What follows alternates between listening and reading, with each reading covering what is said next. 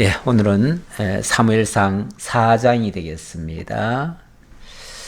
4장 1절로 봉독합니다. 사무엘의 말이 온 이스라엘에 전파되니라. 이스라엘은 나가서 블레셋 사람들과 싸우려고 에베네셀 곁에 진치고 블레셋 사람들은 아벡에 진쳤더니 블레셋 사람들이 이스라엘에 대하여 전열을 벌이니라. 그 둘이 싸우다가 이스라엘이 블레셋 앞에서 패하여 그들에게 전쟁에서 죽임을 당한 군사가 4,000명 가량이라. 백성이 진영으로 돌아오매 이스라엘 장로들이 이르되 여호와께서 어찌하여 우리에게 오늘 블레셋 사람들 앞에 패하게 하셨는고?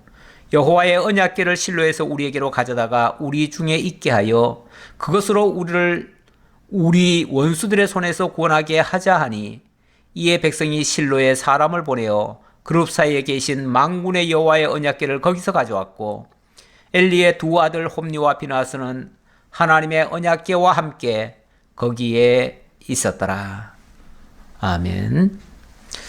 예, 4절까지 봉독해 드렸습니다. 지난 3장에서는 하나님께서 드디어 사무엘을 전면에 내세우시는 그런 장면이 소개됐지요. 그러나 아직은 어립니다. 어려서 본격적으로 이스라엘 민족을 이끌 정도는 안 되고요. 그러나 하나님께서는 그 어린 사무엘에게 함께 하셨습니다. 사무엘 이전에 엘리 제사장이 있었고 홈니와 비느하스라고 하는 또 제사장이 있었습니다. 그럼에도 불구하고 그들에게는 하나님의 말씀이 희귀했고요. 아이 사무엘에게는 여호와께서 음성을 들려주셨습니다. 뿐만 아니라 앞으로 엘리 가문에 대해서 또 이스라엘 민족에 대해서 앞으로 어떻게 전개될 것인가를 구체적으로 예언케 하셨습니다. 그리고 그 하나님의 말씀이 하나도 땅에 떨어지지 않도록 역사를 섭리해 가십니다. 자, 그런 가운데 나라에 어려운 일이 발생했습니다. 바로 전쟁이 터진 거죠. 사실 한 나라의 가장 큰 위기, 경제적인 위기도 있고 또 질병적인 요소도 있지만은 사실 그보다 더 무서운 것은 전쟁이죠. 전쟁. 오늘날 우리들도 지금 국난이라고 일컬을 수 있는 그런 어려움을 겪고 있습니다. 바이러스 때문에 근 1년간 지금 경제활동을 제대로 못하고 있습니다. 그러다 보니까 그 질병 때문에 힘들고요. 그 다음에 또 경제적으로 어려움을 또 많이 겪게 됩니다. 그래서 경제적으로 또 어려움을 겪고 있죠. 근데 이거 가지고 자꾸 힘들다고 하면요, 더 큰 화가 기다릴 수도 있어요. 지금 여기 오늘 본문에서 보니까 이스라엘 민족 가운데 하나님의 음성이 들리지 않았다는 거 굉장히 심각한 일이죠. 그런 가운데 또 전쟁이 터졌다는 거, 이거 굉장히 심각한 일입니다. 왜 전쟁이 터졌을까는 좀 이따 다시 한번 설명드리기로 하고요. 어쨌든 아직까지는 홈니와 비느하스 시대입니다. 한마디로 어지러운 하나님의 말씀도 없는 시대, 그런 세대가 됐죠. 그런 세대인데 그런 가운데 전쟁이 터졌습니다. 전쟁이 터지면은 정말 전쟁이라고 하는 거, 이거는 시험적으로 할 수도 없어요. 이거는 한 번 실패하면은 끝장입니다. 전쟁이라고 하는 거는 연습이 아니잖아요. 전쟁은 지면 무조건 죽는 거예요. 끝나는 거예요. 게임 끝이에요. 전쟁은 사실 수단 방법을 가리지 말고 무조건 이겨야 돼요. 그러다 보니까 때때로 무리수가 동반이 되기도 하지요. 평소에 안 했던 짓까지도 할 수가 있지요. 목적을 위해서라면은 무엇이든지 다 할 수 있다는 게 사실 전쟁통입니다. 그래서 전쟁통에서는요, 평소에 법을 지키고 질서를 지키고 정의를 지키고 이런 거 전쟁통에서는 안 통합니다. 전쟁 때는 그런 것들이 통하지 않아요. 수단 방법 가리지 말고 무조건 이겨야만 되고요. 만약에 거기에 저항하는 자가 있으면 전쟁터에서는 무조건 죽입니다. 거슬리는 자는 무조건 죽여요. 그래서 옛날에 그 군사 정권이나 좀 정상적이지 않은 그런 정부들은요, 지금 뭐 공산국가도 마찬가지고요. 그들은 항상 자기네들이 철권 통치를 하기 위해서 외부적인 위기의식을 자꾸만 만들지요. 그리고 국민들한테도 지금은 위기다, 전쟁터다, 그러니까 잔말 말고 내 말 들어라, 지금 내 말 안 들으면 다 죽인다, 이런 식으로 나오지요. 그건 사실 정당한 방법은 아니죠. 정상적이라면 모든 걸 다 질서를 따라 해야 되는데, 어쨌든 전쟁터라고 하는 거는 그런 질서가 다 무너진 상태다라는 것을 일단 좀 말씀드려보고요. 자, 이제 본문 해석을 좀 해보겠습니다. 사무엘의 말이 온 이스라엘에 전파되니라. 4장 1절이죠. 사무엘의 말이 온 이스라엘에 전파되니라. 앞에서 사무엘이 하나님의 말씀을 듣게 됐고, 그 말씀이 이제 본격적으로 이제 전파되기 시작했다, 그런 뜻이죠. 그런 뜻이고, 그리고 나서 이스라엘은 나가서 블레셋 사람들과 싸우려고 에베네셀 곁에 진치고 블레셋 사람들은 아벡에 진쳤더니, 자, 사무엘의 말이 퍼져나가기 시작하면서 그 다음에 전쟁이 터진 거예요.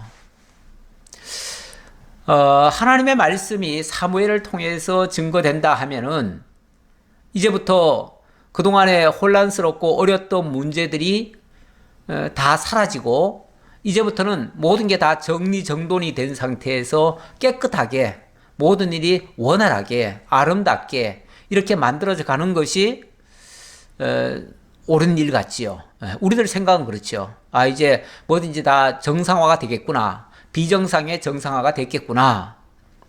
그런데 자, 현실적으로 보면 비정상의 정상화를 하는 과정에 무슨 일이 발생했느냐? 전쟁이 일어났어요.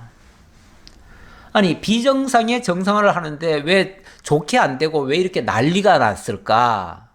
라고 또 이걸 돌이켜보면, 우리 하나님의 역사에 보면은 항상 병들게 하고 또 치료해주고, 전쟁이 나고 그것을 또 정리정돈하시고, 그러니까 어려운 일도 있게 하시면서 동시에 그것을 또 이겨내는, 극복하고 승리하는 이런 것으로 귀결이 되도록 이렇게 만들어 가셔요. 그러면 과정적으로는 좀 어려운 일이 발생했지만 결과적으로는 더 좋게 하시는 거죠. 그걸 통해서 하나님의 역사가 아니고서는 이 모든 문제가 해결이 안 되겠구나라는 것을 더 깨닫게 되고요. 하나님의 간섭하심, 하나님의 보호하심, 하나님의 인도하심을 더 절실히 느끼게 되는 그런 계기가 되어진다, 그 말이죠. 그러니까 우리 하나님이 자기를 계시하고 자기를 드러내시고 자기의 능력의 영광을 보이시기 위해서 어쩌면 이 전쟁이라고 하는 것도 필요하지 않겠는가라고 생각을 해봅니다.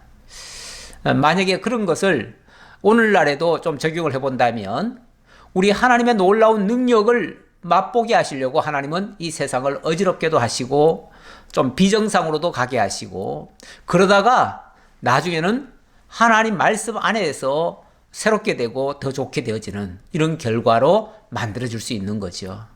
우리는 어느 쪽에 속할 것인가, 그 잘못된 쪽에 속할 것인가, 올바로 고쳐지는, 그래서 하나님의 말씀으로 새롭게 되는 곳으로 우리가 참여할 것인가, 이거는 어찌 보면 우리의 믿음 여부에 따라서 그렇게 결정이 될 것 같아요. 그래서 우리가 늘 하나님의 말씀에 귀를 기울이고 하나님의 뜻이 어디 있는가를 찾고 하나님의 인도하심을 받는 것이 매우 중요하다라는 말씀 드립니다. 자, 전쟁이 터졌어요. 이스라엘 백성들은 에베네셀 곁에 서 있고 거기서 진을 쳤고, 블레셋 사람들은 아벡에 진을 쳤다 그랬습니다. 블레셋 사람들이 이스라엘에 대하여 전열을 벌이니라. 전열을 이제 완전히 싸울 준비를 다 했다, 그 말이죠. 만반의 준비를 다 갖췄다. 상대는 전열을 아주 잘 갖췄어요. 그러니까 큰 싸움을 벌이기 위해서 준비가 다 됐다 그 말이죠. 그 둘이 싸우다가 이스라엘이 블레셋 사람들 앞에서 패하여 그들에게 전쟁에서 죽임을 당한 군사가 4,000명 가량이라. 상대방은 정규군으로 해서 전열을 가다듬고 쳐들어왔고요. 이쪽은 아무런 대비도 안 하다가 갑자기 쳐들어온 걸 막겠다고 나갔다가 제대로 막지도 못하고 4,000명 가량의 희생만 남겼어요. 솔직히 홈리와 비나하스 지난날 행하는 그 행동들 보면 솔직히 백성들을 위하는 마음 하나도 없잖아요. 백성들을 이용해서 자기 호의호식만 취하려고 했잖아요. 지도자가 백성을 위하지 않는데 백성이 그 나라에 대한 애국심이 있겠어요? 걸핏하면 지도자들은 애국심을 요구를 하는데 애국심이라고 하는 것은요, 정말 지도자들이 백성을 위해서 희생하고 헌신하고 봉사할 때에, 그럴 때에 정말 이러한 정부를 우리가 지켜야 되겠다. 이런 상태를 우리가 유지해야 되겠다. 저런 지도자들이 앞으로 계속 할 수 있도록 우리가 도와주자 해서 나오는 게 애국심이에요. 거기에 충성도 나오고, 그러면은 그런 백성은요, 정부가 하자는 대로 하지요. 정부가 마스크 쓰자 하면 마스크 다 쓰죠. 그런데 그런 거에 대한 신뢰감이 없으면요, 저 지도자들은 우리를 이용만 해먹는다, 아주 악랄하다, 만약에 이렇게 생각하면요, 절대 말 안 듣죠. 저 다 거짓말이야. 저거 다 우리 속여 먹으려고 하는 거야. 의심만 하죠. 그리고 반발심만 생기죠. 뭘 하자고 하면 다 거꾸로 하죠. 그래서 반발심 때문에 그래요. 그럴 때는 충성심이 안 나오죠. 그런 와중에는 나만 잘 살자 주의죠. 자기 철저한 이기적인 거죠. 왜냐하면 지도자들도 저들만 위하는데 우리도 우리만 위해야지. 우리가 왜 저들을 위해? 왜 우리가 나라를 위해 해야 돼? 이렇게 나오지요. 그러다 보니까 이런 정신 상태에서 무슨 전쟁이 되겠어요. 전쟁하면 백전백패지요. 그렇지 않아도 첫날 전쟁에서 약 4,000명이 죽었대요. 백성이 진영으로 돌아오매 이스라엘 장로들이 이르되 여호와께서 어찌하여 우리에게 오늘 블레셋 사람들 앞에서 패하게 하셨는고. 일단 장로들 입장에서는 걱정이죠. 야, 우리가 이렇게 어이없이 블레셋하고의 전쟁에서 이렇게 어이없이 4,000명이나 죽임을 당해. 물론 지금도 4,000명은 큰 숫자입니다만은 옛날에 그렇게 인구도 많지 않은 상태에서 4,000명이라는 것은요, 굉장히 큰 낭패입니다. 전열의 손실입니다. 아마도 이스라엘 군대가 다 합쳐도 아마 한 4만 명 정도밖에 안 됐을 수도 있어요. 물론 나중에 가면 제대로 갖추면 더 될 수도 있지만 지금으로 봐서는 그 정도밖에 안 될 거예요. 그런데 4,000명이 죽었다면 약 10분의 1이 죽은 거예요. 예를 들자면 그런 거예요. 정확한 숫자는 지금 안 나오니까 우리가 추측을 해보건데 약 아마 전쟁에 나갔던 군사들 한 10분의 1은 다 죽었다고 봐야 돼요. 이 정도 죽으면요, 정말 한걱정입니다. 특히 장로들은 그나마 어쨌든 나라의 중책을 지고 있는 사람들 아닙니까? 그런 사람들 입장에서는 큰일 났지요. 그래서 걱정을 합니다. 걱정을 하면서 한다는 말이 여호와께서 어찌하여 우리에게 오늘 블레셋 사람 앞에서 패하게 하셨는고. 패하게 하셨는고. 하나님이 패하게 하셨다는 건 안 해요. 그러면은 왜 하나님이 패하게 하셨을까를 찾아야 될 것이고, 그러면은 제일 먼저 회개부터 해야지요. 회개부터. 분명히 문제는 하나님께 있는 게 아니고 자기들한테 있을 거 아니에요. 그러면은 이 잘못된 것에 대한 회개부터 먼저 하고, 그 다음에 하나님께로부터 지혜를 구해가지고, 하나님 그럼 어떻게 할까요? 하나님 원하시는 대로 할게요. 하나님 하라시는 대로 할게요. 라고 나오는 게 정상이죠. 근데 그렇게 하지 않고 왜 하나님이 우리를 패하게 하셨을까? 라고만 말을 해놓고는 그 다음에 그러면 우리가 방법을 찾아야 되겠다. 그 방법을 자기네들이 찾은 거예요. 어떻게 찾았는가? 여호와의 언약궤를 실로에서 우리에게로 가져다가 우리 중에 있게 하여 그것으로 우리를 우리 원수들의 손에서 구원하게 하자 하니, 방법은 뭐냐면, 야, 하나님의 언약궤를 가져와서 우리들 앞에 세우자. 그러면은 설마 하나님이 당신의 언약궤, 당신의 말씀이 담겨져 있는 그 그릇, 그 궤를 앞세웠는데 설마 하나님이 그 궤를 적군에게 넘겨주겠어? 쉽게 말하면 하나님을 볼모 잡자는 거예요. 하나님을 볼모 삼아서 하나님을 앞장 세워놓으면 하나님이 자기를 위해서라도 우리를 위해서 싸워줄 거 아니냐. 하나님 이용하자는 거죠. 저는 이 부분이 정말 하나님을 앞세워서 하나님을 의지하자는 측면이 아니고, 하나님을 볼모로 잡아가지고 하나님을 내세워서, 하나님 당신 죽기 싫으면 우리 도와줘요, 우리 살려줘요, 우리 이기게 해줘요, 이런 차원이잖아요. 나 굉장히 악하다고 봅니다. 이 자체도.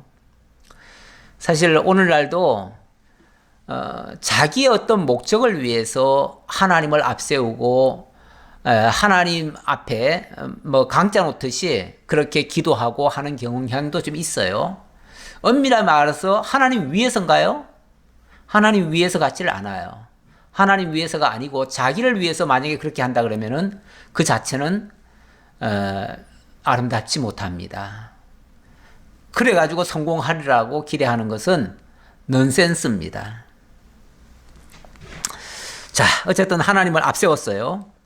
이에 백성이 실로에 사람을 보내어 그룹 사이에 계신 만군의 여호와의 언약궤를 거기서 가져왔고, 엘리의 두 아들 홈니와 비느하스는 하나님의 언약궤와 함께 거기에 있었더라. 평소에 홈니와 비느하스가 하나님 제대로 섬기기나 했습니까? 하나님의 언약궤의 기중성을 알기나 했습니까? 그런데 장로들이, 야, 언약궤 좀 가져와라, 그래야 우리가 이기지 않겠느냐 라고 언약궤를 이용하려고 하니까, 어쨌든 언약궤는 아무나 그게 감당을 할 수가 없어요. 언약궤는 아무나 잡을 수도 없어요. 예. 하나님의 언약궤 같으면 반드시 고핫 자손이 아마 두 사람이 이렇게 어깨에 메고 그렇게 왔어야 될 거예요.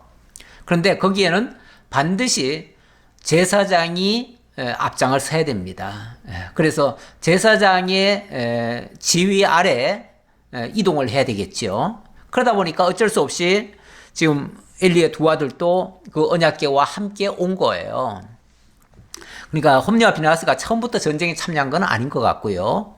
나중에 언약궤를 가져오는 바람에 어쩔 수 없이 끌려 나온 거예요. 뭐 좋아서 오겠어요? 전쟁터에 누가 좋아하겠어요?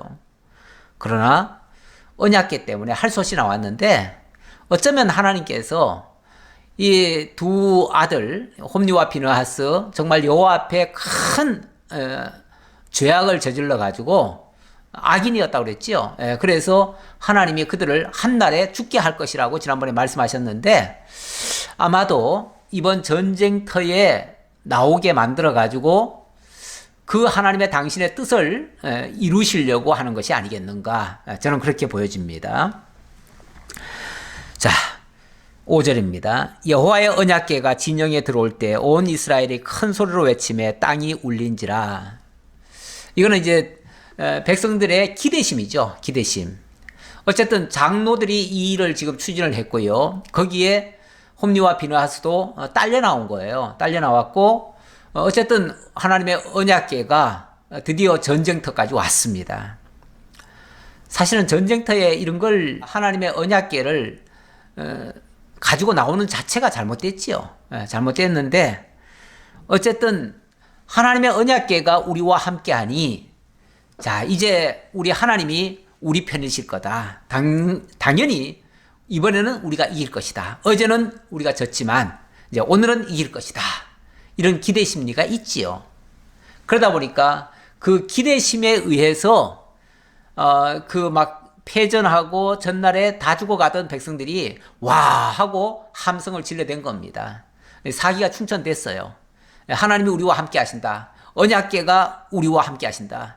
언약궤가 진리는 없고요. 언약궤가 빼앗길 일은 없을 테니까 그러면 우리가 이기지 않겠느냐. 이런 어떤 논리겠지요. 예. 블레셋 사람이 그 외치는 소리를 듣고 이르되 히브리 진영에서 큰 소리로 외치면 어찌 됨이냐 하다가 여호와의 언약궤가 진영에 들어온 줄을 깨달은지라.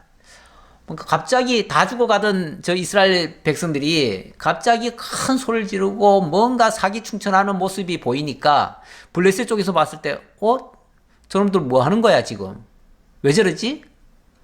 어제까지만 해도 다 죽어가던 놈들이 갑자기 살아났네?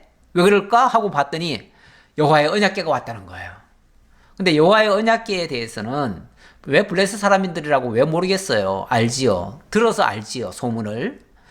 여호와께서 지나가는 길목마다 그 언약궤를 가로막거나 대적하는 자들은 산산이 다 부서졌어요.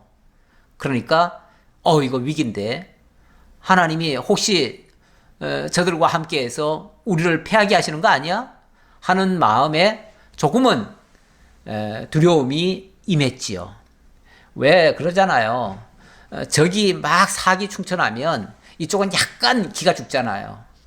기가 죽는데 그렇다고 해가지고 기왕 터진 전쟁 사기가 죽으면 되겠어요? 설령 나중에 질망정 일단은 그들과 대항을 해야죠. 그래서 이쪽에서도 사기를 또 올려야죠. 어떻게 올립니까? 블레셋 사람이 두려워하여 이르되 신이 진영에 이르렀도다 하고 또 이르되 우리에게 화로다. 전날은 이런 일이 없었도다. 우리에게 화로다. 누가 우리를 이 능한 신들의 손에서 건지리요. 그들은 광야에서 여러 가지 재앙으로 애굽인을 친 신들이니라. 너희 블레셋 사람들아 강하게 되며 대장부가 되라. 너희가 히브리 사람의 종이 되기를 그들이 너희의 종이 되었던 것 같이 되지 말고 대장부 같이 되어 싸우라 하고. 야, 큰일 났다. 우리 만약에 이 상태로 우리가 지금 저쪽이 막 사기충천한 상태에서 만약에 전쟁이 되면 우리가 질 수도 있다. 왜냐하면 그동안에 저 여호와의 신이라고 하는 그 신이 지금까지 광야에서도 이겼고 또 이 가나안 칠족 속들도 물리쳤고 그러니 아마도 우리도 물리칠 수 있을 거다. 그러니 우리가 이전보다 더 힘을 내야 된다. 만약의 경우 우리가 이전처럼 똑같이 행동하면 우리는 이제 백전백패할 거다. 그러니까 우리가 배나 더 힘을 쓰자. 그래가지고 용기를 더 낸 거죠. 사실 뭐 기왕 전쟁이 터졌는데 전쟁이라고 하는 것은요.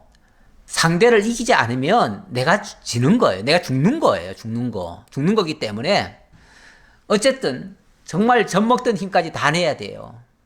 그런데 상대가 가소평가되면 힘을 덜 내지요. 근데 상대가 강하다고 느끼면 이쪽에서 힘을 더 내야 돼요. 그래서 우리 이번이 마지막이라고 생각하고 최선을 다하자. 그래서 힘을 다 내자. 젖먹던 힘까지 다 내자. 이렇게 이제 싸우자는 거죠. 그리고 우리는 대장부 같이 되자. 이 대장부라는 이런 의미는 정말 대장부라고 그러면요. 정의를 위해서 또는 이 전쟁을 위해서 우리 조국과 민족을 위해서라면 우리는 기꺼이 죽음을 각오하고 싸우자. 뭐 이런 의미에서의 대장부가 되라. 그런 의미죠. 이 정도의 각오가 되면요. 사실 제일 무서운 사람들이 어떤 사람입니까? 제일 무서운 사람은요. 죽기를 각오하고 싸우는 사람들이에요. 살겠다고 하는 자들은요. 뭔가 움츠러듭니다.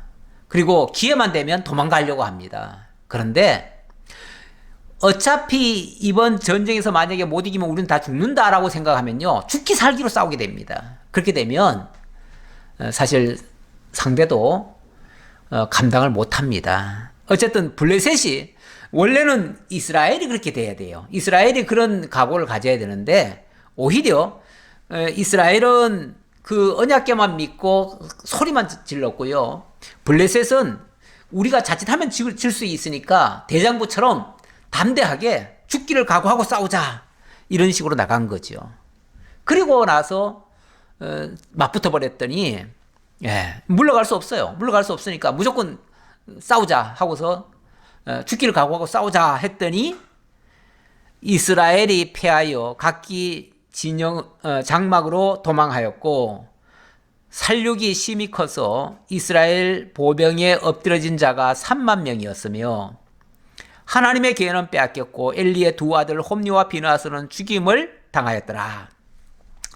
제가 아까 아마 참전 군인이 약 한 4만 명 되지 않겠는가 했는데 이 전쟁을 통해서 지금 이번에는 얼마나 됐습니까? 3만 명이 지금 죽임 당했대요. 3만 명. 그러면은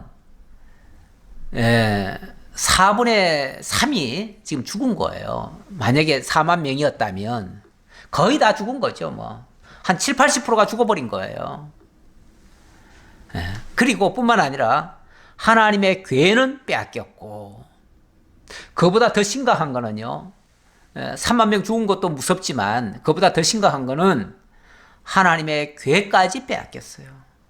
뿐만 아니라 엘리의 두 아들 홈리와 비느하스는 죽임을 당하였더라. 홈리와 비느하스까지도 죽임 당했어요. 아니, 홈리와 비느하스는 여호와의 궤를 지금 어찌 보면 지키고 있었잖아요. 제일 앞장서서 여호와의 궤를 가지고 있었는데 그 궤, 그러니까 궤도 빼앗기면서 동시에 그 궤를 쥐고 있던 그 홈리와 비느하스도 같이 죽임 당하는 거죠. 뭐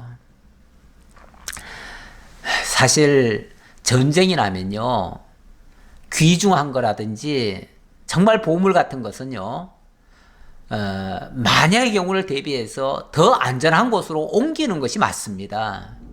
그걸 앞세울 게 아니고요. 그런데 이들은 거꾸로 한 거예요. 거꾸로 하고, 그리고 홈리와 비느하스가 무슨 전쟁을 할 줄 압니까? 전쟁할 줄 몰라요. 그런 자를 제일 앞장 세워놨어요. 뭐 지휘를 하겠어요? 뭘 하겠어요? 언약궤만 지금 지키고 있는 거죠. 아무짝에도 못 쓸 인간들이에요. 전쟁에서는 아무짝에도 못 쓸 인간들이에요. 그런데 그런 사람 믿고 전쟁을 했으니 무슨 싸움이 되겠어요. 제대로 싸워보지도 못하고 결국은 다 패전한 거예요. 결국 다 끝장나버렸습니다. 군인들 3만 명 죽고요. 하나님의 궤 빼앗겼고요. 홈리와 비느하스, 엘리의 두 아들 죽어버렸고요. 완전 뭐 패전이죠. 완전 패전. 첫날 진 거는요, 4천 명 죽은 거는 여기에 비하면 애교입니다. 애교. 조금 맛보기 한 정도, 패전에 맛보기만 한 정도인데 이번에는 완전한 진멸을 당한 거예요. 살아남은 자가 얼마 없어요. 아마 전체가 4만 명이었다면 첫날 4천 명 죽었고요. 지금 3만 명 죽었고요. 아마 남은 자가 한 6천 명 남았겠죠. 예를 들자면 거의 다 죽은 거죠. 뭐. 자, 이제 어떻게 될 것인가? 12절. 당일에 어떤 베냐민 사람이 진영에서 달려나와 자기 옷을 찢고 자기의 머리에 티끌을 덮어쓰고 실로에 이르니라. 그가 이를 때는 엘리가 길 옆 자기의 의자에 앉아 기다리며 그의 마음이 하나님의 괴로 말미암아 떨릴지음이라. 하나님의 괴로 말미암아 떨렸다, 이렇게 얘기를 하는데, 이 엘리도 기본적인 생각은 있잖아요. 기본적인 생각은 하나님의 괴는 사실 그렇게 옮겨가면 안 돼요. 안 되는데 하나님의 괴를 지금 전쟁터에 쓰겠다고 끌고 가버린 거 아니에요? 가져가 버린 거 아니에요? 사실은 엘리가 뭐 최종적으로야 허락을 했겠지만 그게 엘리의 생각은 아니잖아요. 그러니까 그 하나님의 괴가 어쨌든 전쟁터에 갔다는 그 자체만 가지고도 벌벌 떨고 있어요. 큰일 났다. 이거 만약에 하나님의 괴가 뭐 잘못되면 어떡하나. 큰일 났다. 지금 이러고 지금 걱정하고 있는 중이에요. 걱정하고 있는데 한 사람이 막 달려오는 거예요. 온통 먼지를 뒤집어 쓰고 그리고 옷을 다 찢고 이렇게 달려왔어요. 달려와가지고 그 사람이 막 소리를 지릅니다. 뭐라고 지르냐면 그 사람이 성읍에 들어오며 알림에 온 성읍이 부르짖는지라. 아마 막 외치는 소리가 우리가 패전했습니다. 우리가 여호와의 법궤는 빼앗겼습니다. 뭐 이런 식으로 얘기를 했는지 어쨌는지 어쨌든 그 소리를 듣고 사람들이 다 떨었대요. 예. 엘리가 그 부르짖는 소리를 듣고 이르되 이 떠드는 소리는 어찌 됨이냐. 그 사람이 빨리 가서 엘리에게 말하니 그때에 엘리의 나이가 98세라. 그의 눈이 어두워서 보지 못하더라. 아마 귀가 완전히 어두운 것 같지는 않은데 어쨌든 눈은 어두워졌대요. 나이가 98세래요. 거의 100세에 가까웠으니까 아무래도 노쇠했지요. 그리고 둔해졌지요. 어쨌든 눈은 지금 잘 안 보여서 어떻게 사람이 달려오는지는 모르겠는데 막 주변에서 와 하는 소리에 이게 무슨 소리냐, 도대체 무슨 소식이냐 하고서 물어본 거지요. 그랬더니 그 사람이 엘리에게 말하되 나는 진중에서 나온 자라. 내가 오늘 진중에서 도망하여 왔나이다. 엘리가 이르되 내 아들아 일이 어떻게 되었느냐. 제가 지금 전쟁터에서 오는 중입니다. 그랬더니 도대체 어떻게 된 거냐 하고서 물었지요. 그랬더니 소식을 전하는 자가 대답하여 이르되 이스라엘이 블레셋 사람들 앞에서 도망하였고 백성 중에는 큰 살육이 있었고 당신의 두 아들 홈니와 비느하스도 죽임을 당하였고 하나님의 기회는 빼앗겼나이다. 좋은 소식은 하나도 없네요. 잘 됐다는 소식은 하나도 없어요. 예. 일단 큰 이스라엘 백성이 도망을 했다 이 말은, 블레셋 사람들 앞에서 도망했다 이 말은 패전했다 그 소리죠. 패전했다. 그리고 백성 중에는 큰 살육이 있었다 하는 말은 진짜 3만 명이나 죽었습니다 이런 소리고, 당신의 두 아들 홈니와 비느하스도 죽임을 당하였다. 아들이 둘 죽었다는 거예요. 이것도 충격인데 점점 이제 충격의 강도가 더 세지죠. 그리고 결정타는 하나님의 기회는 빼앗겼나이다. 가장 안 좋은 소식. 정말 제발 이렇게는 되지 말았으면 하는 그 일이 이루어졌다는 거예요. 다른 것도 다 걱정거리고 다 잘못된 거지만 마지막 말 하나님의 기회는 빼앗겼나이다 라는 말, 이 말을 듣는 순간 이 엘리는 기절초풍을 합니다. 절망을 합니다. 낙담을 합니다. 다 끝났구나. 다 끝났구나. 그래서 18절 하나님의 기회를 말할 때에 엘리가 자기 의자에서 뒤로 넘어져 문 곁에서 목이 부러져 죽었으니 나이가 많고 비대한 까닭이라. 그가 이스라엘의 사사가 된 지 40년이었더라. 사사된 지 40년 만에. 이 사사됐다는 말은 원칙은 이 사람이 대제사장이죠. 대제사장인데 사사 역할을 했다 그 말이죠. 사사 역할을. 사사라고 하는 거는 사실은 이건 임시직이기 때문에 정식 그 직분명이 아니에요. 직분명이 아니고 정식 직분이야 대제사장이죠. 그런데 단순히 제사 드리는 일만 한 게 아니고 백성을 통치하는 일까지 다 했다 그 말이죠. 원래 사사는 3권을 다 지고 있는 사람입니다. 왕권, 제사권, 선지권, 이 3권을 다 가지고 있는 사람이 사사예요. 그러니까 그 사사 역할을 한 지가 40년째 되는 해인데 40고비를 못 넘기네요. 40고비에 그만 이 사람도 끝이 나버렸습니다.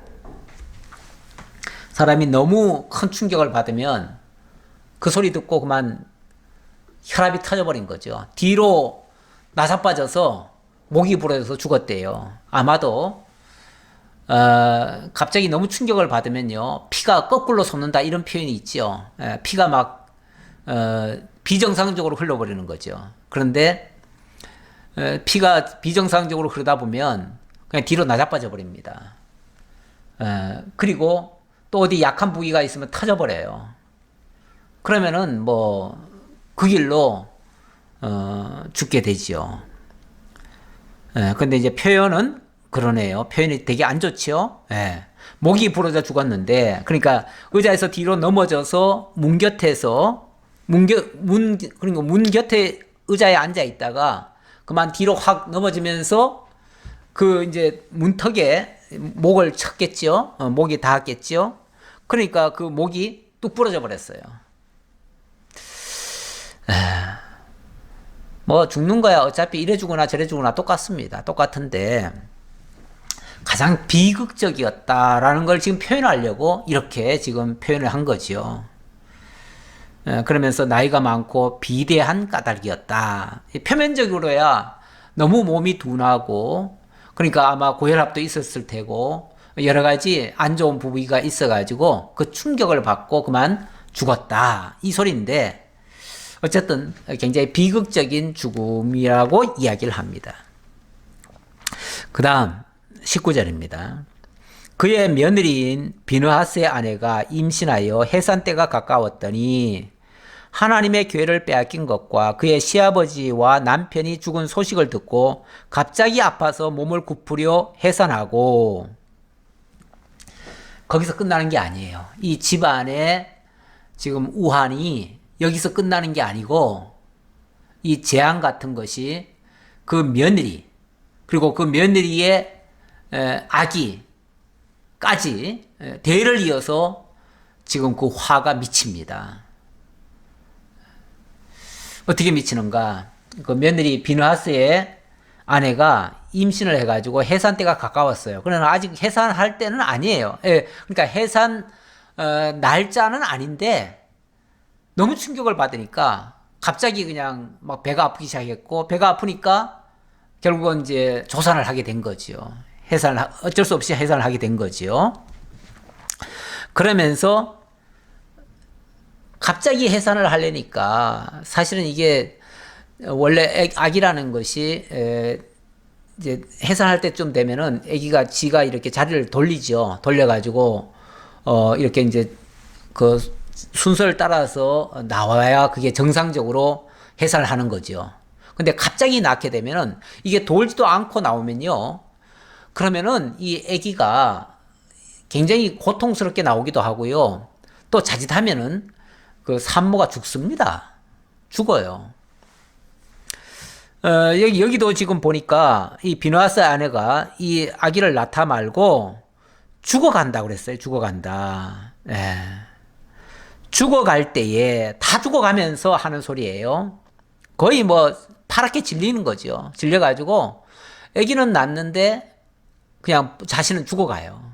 실제로 옛날에 의술이 발달하지 않았을 때는요. 아기 낳다가 죽는 예가 참 많았대요.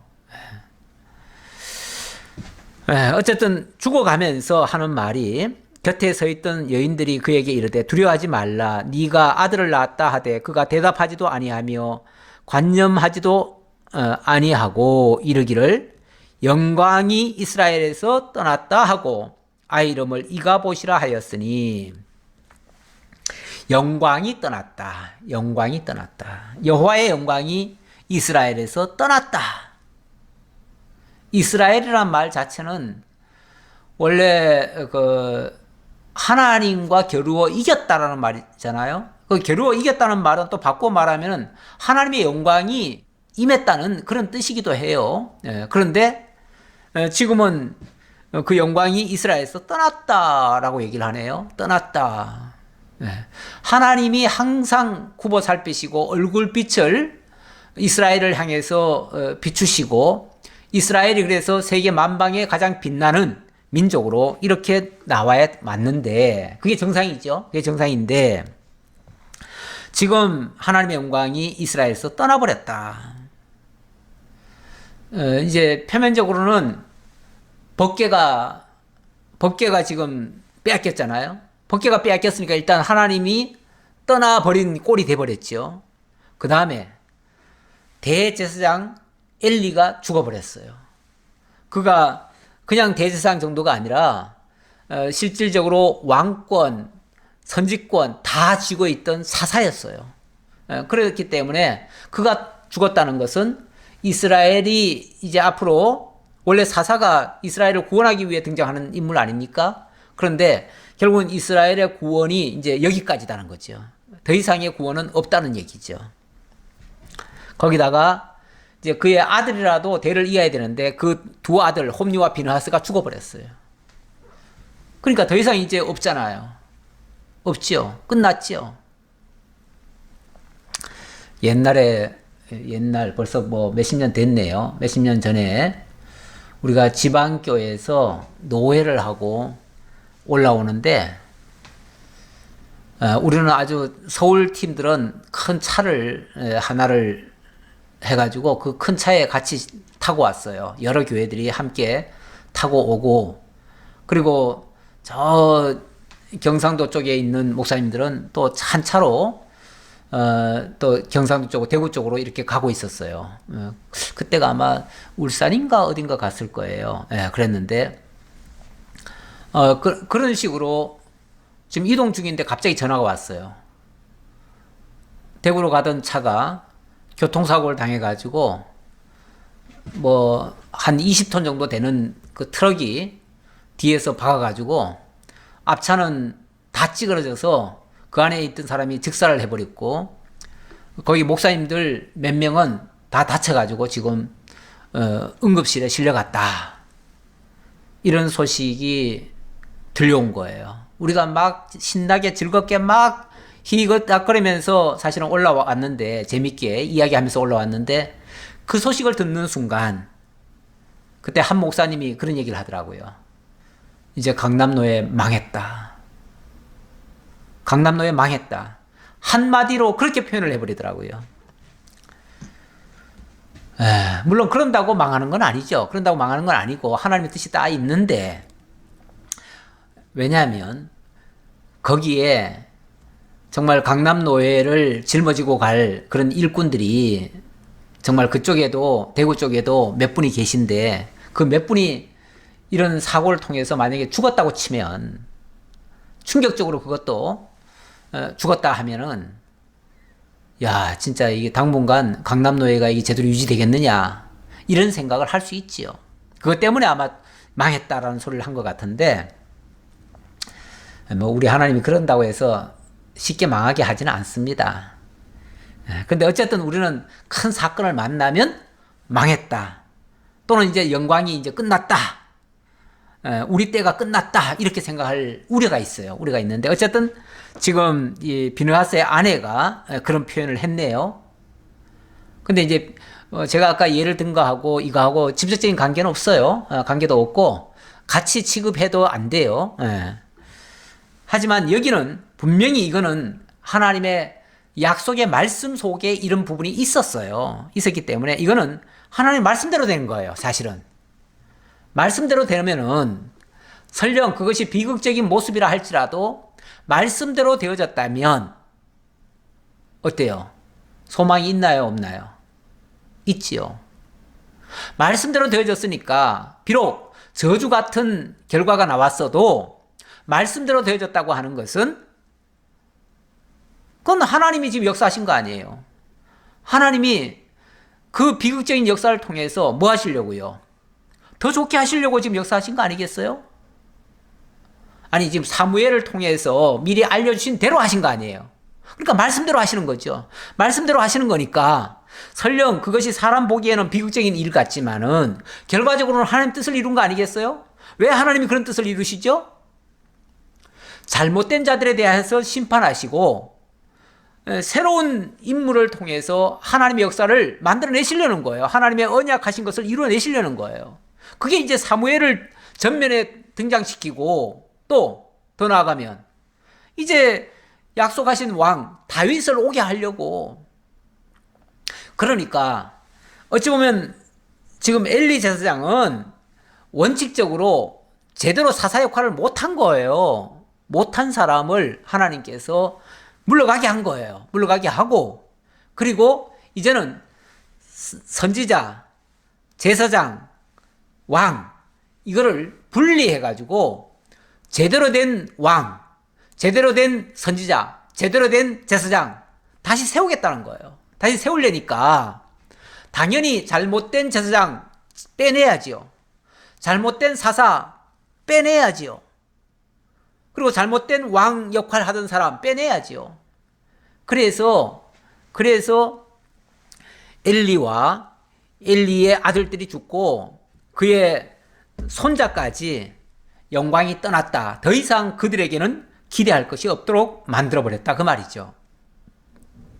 그들에게는 기대할 것이 없지만 그러면 그들밖에 없나요, 사람이? 하나님은 얼마든지 없는 데서도 있게 하시기 때문에 그들 물러가면요, 더 좋은 사람이 있습니다. 더 좋은 사람이 있어요. 옛날에 박정희 대통령이 삼선 개헌하려고 하니까 그때 중앙정보부장인가 누군가 그랬어요. 각하, 이제 또 더 하시려고 하는 거는 이건 굉장히 무리가 됩니다. 이건 잘못하면 국민들의 저항이 있을 수 있습니다.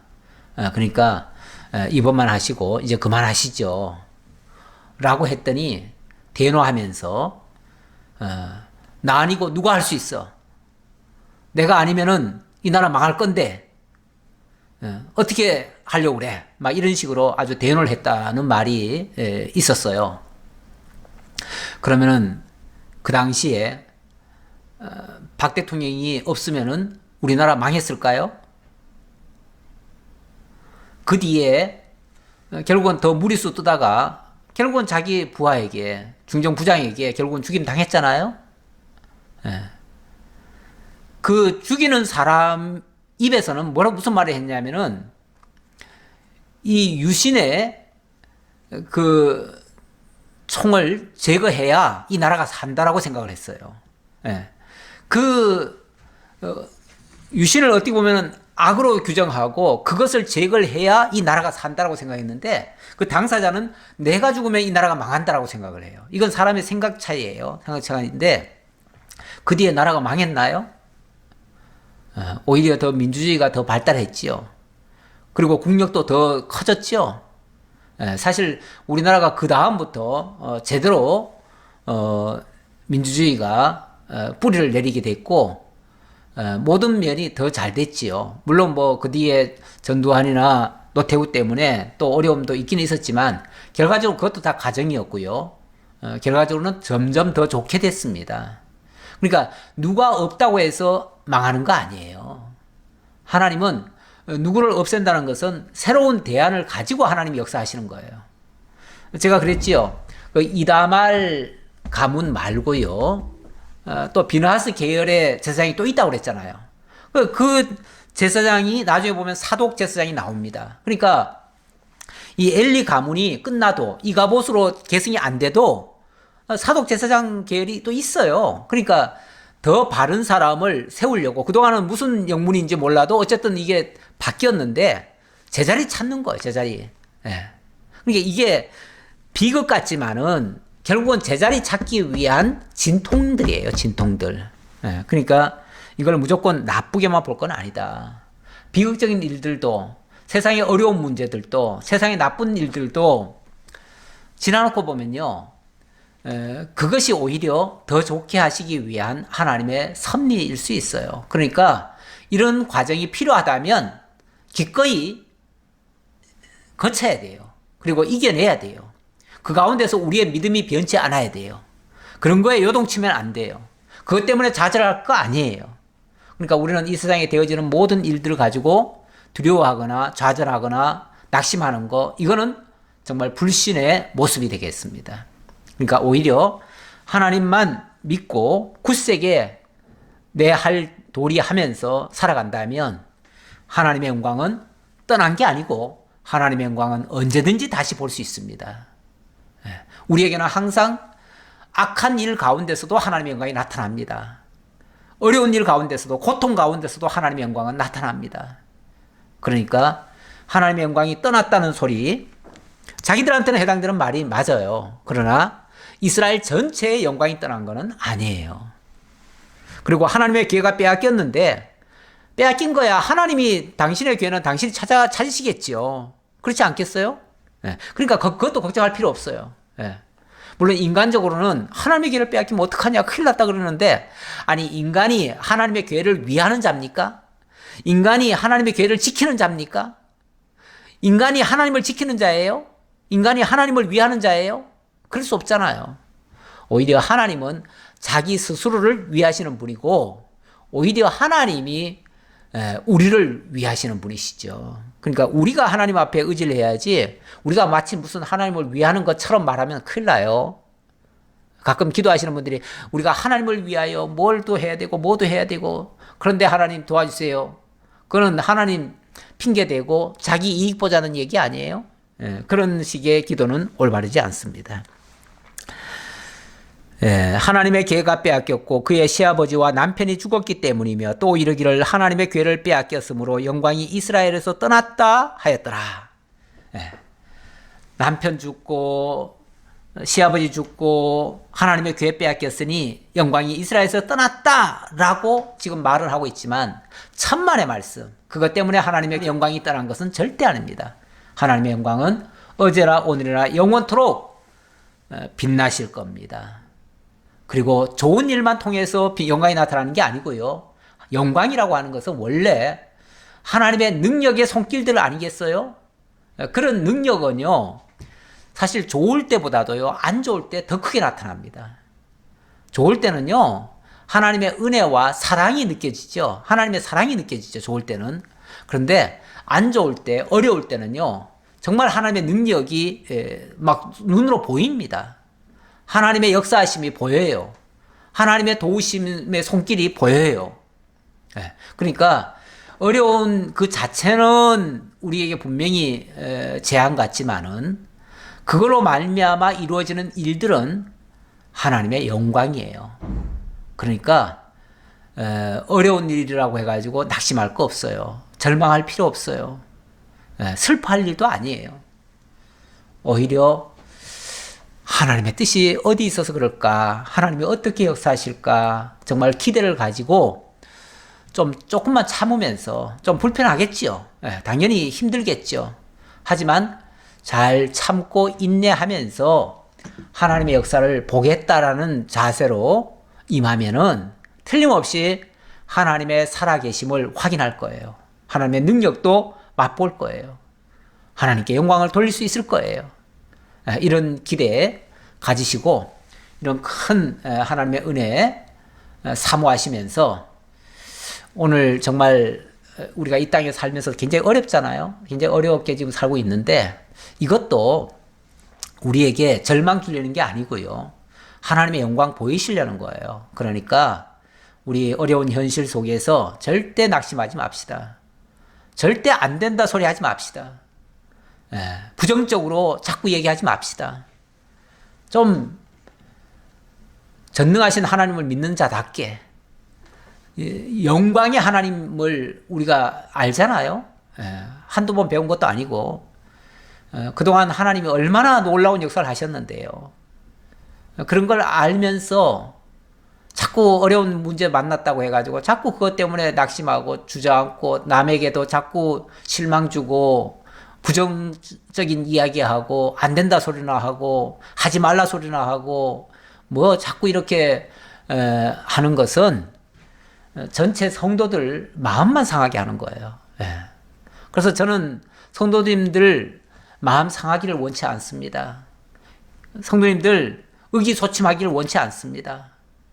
어떤 경우에도 당당하게 강하고 담대하게 정말 주어진 일 잘 감당하고 넉넉히 이기고 승리해서 정말 하나님께 영광 돌리는 그러한 아름다운 삶이 우리 성도님들에게는 꼭 펼쳐지기를 진심으로 기원합니다. 아버지 하나님 감사합니다. 오늘도 하나님 너무나 큰 은혜로 말씀을 주셨습니다. 이스라엘 민족들 대제사장부터 제사장에 이르기까지 잘못된 지도자들에 의해서 또 장로들의 잘못된 판단에 의해서 정말 하나님의 영광을 훼손하는 일까지 만들었지만 그러나 그 일로 인해서 하나님의 영광이 훼손되지는 않았습니다.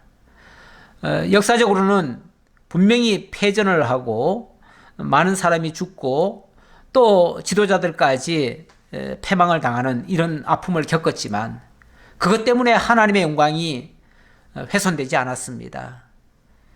이로보건대 이 세상에 지금 기독교가 많은 욕을 먹고 있고 많이 잘못된 부분이 많이 보입니다. 그러나 그것 때문에 하나님의 영광이 훼손되지 않습니다. 우리 하나님은 여전히 살아서 역사하시고 모든 믿는 자든 불신자든 간에 하나님의 능력의 영광을 나타내시는 줄 저희들 믿습니다. 그러기에 우리는 어떤 경우에도 절망하지 않습니다. 되어지는 모든 일을 정말 하나님의 은혜의 섭리로 받아들이고 그 안에서 기쁨으로 순종하면서 감당할 수 있는 참된 지혜자들 다 될 수 있도록 인도해 주옵소서. 함께 주옵심을 감사드렸고 예수 그리스도의 이름으로 기도하옵나이다. 아멘.